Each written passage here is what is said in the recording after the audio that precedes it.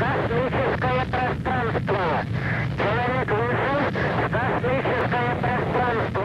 Дорогу к ней продолжает осваивать человек.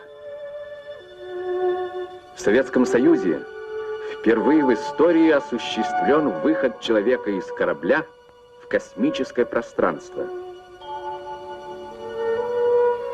Это подлинные документальные кадры. Они сняты 18 марта 1965 года автоматической кинокамерой, установленной на борту космического корабля «Восход-2». Пилотирует корабль Павел Беляев. Вышел из корабля Алексей Леонов. Человек в межпланетном пространстве. И он живет, работает, улыбается.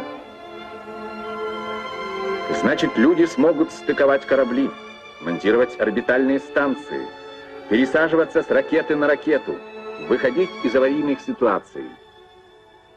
Смелый и важный шаг совершен по пути к Луне. И первыми совершили его советские люди.